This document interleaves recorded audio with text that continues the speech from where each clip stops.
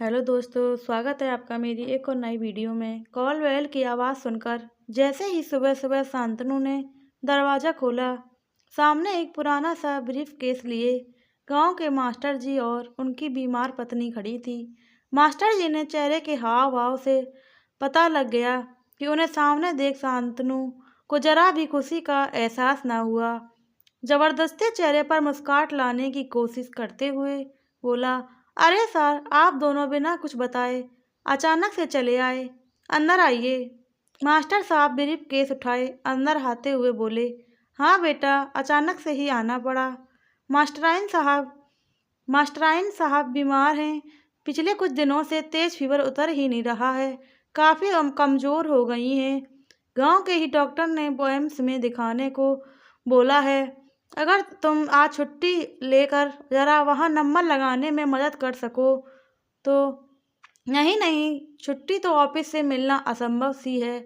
बात काटते हुए शांतनु ने कहा। थोड़ी देर में प्रिया ने भी अनमने ढंग से 2 कप चाय और कुछ बिस्किट उन दोनों बुजुर्गों के सामने टेबल पर रख दिए। सान्या सोकर उठी तो मास्टर जी और उनकी पत्नी को देखकर खूब खुश हुई। चहकते हुए दादा दादी बोलकर उनसे लिपट गई। दरअसल 6 महीने पहले जब शांतनु एक सप्ताह के लिए गांव गया था तो सान्या ज़्यादातर मास्टर जी के घर पर ही खेला करती थी।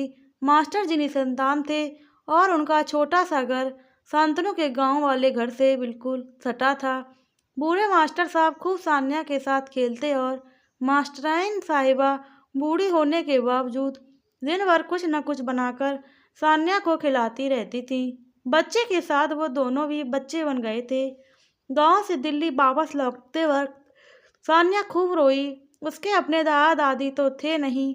मास्टर जी और मास्टराइन जी ने ही सान्या दादा दादी देखती थी। जाते वक्त शांतनु ने घर का पता देते हुए कहा कि कभी भी दिल्ली आए तो हमारे घर जरूर आएं, बहुत अच्छा लगेगा। दोनों बुजुर्गों की आंखों से सान्या को जाते देख आंसू गिर रहे थे और जी भर आशीर्वाद दे रहे थे। कुल्ला करने जैसे ही मास्टर जी वाशबेसिन के पास आए, प्रिया की आवाज़ सुनाई दी। क्या ज़रूरत थी तुम्हें इनको अपना पता देने की? दोपहर को मेरी सहेलियां आती हैं, उन्हें क्या जवाब दूंगी? और सान्या को अंदर ले जाओ, कहीं बीमार बुढ़िया मास्टराइन की गोद में बीमार न पड़ जाए। शांतनु ने कहा, मुझे क्या पता था कि सच में आ जाएंगे। रुको, किसी तरह यहाँ से टकराता हूँ। दोनों बुजुर्ग यात्रा से थके हारे और भूखे आए थे। सोचा था बड़े इंतमान से शांतनु के घर चलकर सबके साथ आराम से नाश्ता करेंगे। इसी कारण उन्होंने कुछ खाया पिया भी न था। आखिर बचपन में कितनी बार शांतनु ने भी तो हमारे घर खाना खाया है। उन्होंने जैसे अधिकार से उसे उसकी पसंद के घी के आलू के पराठे खिलाते थे। इतना बड़ा आदमी बन जाने के बाद भी शांतनु उन्हें वैसे ही पराठे खिलाएगा। सान्या, मम्मी की तेज आवाज़ सुनकर डरते हुए सान्या अंदर कमरे में चली गई।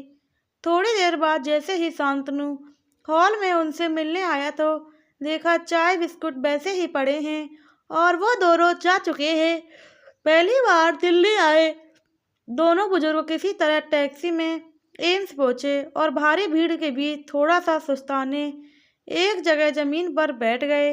तभी उनके पास एक काला सा आदमी आया और उनके गांव का नाम बताते हुए पूछा, आप मास्टर जी और मास्टराइन जी हैं ना? मुझे नहीं पहचाना? मैं कल्लू, आपने मुझे पढ़ाया है। मास्टर जी को याद आया, ये बटेश्वर हरिजन का लड़का कल्लू है, साफ सफाई का काम करता था। कल्लू को हरिजन होने के कारण स्कूल में आने पर गांव वालों को ऐतराज था, इसलिए मास्टर साहब शाम को 1 घंटे कल्लू को चुपचाप उसके घर पढ़ा आया करते थे। मैं इस अस्पताल में चतुर्थ वर्गीय कर्मचारी हूँ। साफ सफाई की सारी जिम्मेदारी मेरी है। फिर तुरंत उनका ब्रीफ केस सर पर उठाकर अपने एक रूम वाले छोटे से क्वार्टर में ले गया। रास्ते में अपने साथ काम करने वाले लोगों को खुशी खुशी बता रहा था, मेरे रिश्तेदार आए हैं, मैं इन्हें घर पहुंचाकर अभी आता हूँ। घर पहुंचते हैं पत्नी को सारी बात बताई।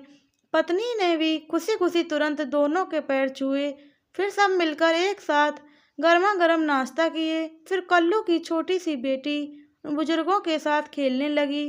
कल्लू बोला, आप लोग आराम करें, आज जो कुछ भी हूँ आपकी बदौलत ही हूँ। फिर कल्लू अस्पताल में नंबर लगा आया। कल्लू की माँ नहीं थी। बचपन से ही मास्टराइन साहब का नंबर आते ही कल्लू हाथ जोड़कर डॉक्टर से बोला, जरा अच्छे से इलाज करना डॉक्टर साहब, ये मेरी बूढ़ी माई है। सुनकर बूढ़ी माँ की आंखों से आंसू टपक रहे थे। बूढ़ी माँ ने आशीर्वाद की झड़ियाँ लगाते हुए अपने कांपते हुए कल्लू के सर पर हाथ रख दिया। आज सचमुच माँ बन गई थी। उसे आज बेटा मिल गया था। उस बिन माँ के कल्लू को भी माँ मिल गई थी। प्लीज़ दोस्तों, कहानी कैसी लगी कमेंट कर जरूर बताएं। कहानी अच्छी लगी हो तो वीडियो को लाइक करें, कमेंट करें, चैनल सब्सक्राइब करें, बेल आइकन को प्रेस करें, जिससे आगे आने वाली वीडियो की नोटिफिकेशन सबसे पहले आप तक पहुंचती रहे। मिलते हैं आपको आगे आने वाली एक और नई वीडियो में। जब तक के लिए जय श्री राम, राधे राधे, जय श्री कृष्णा, जय माता दी।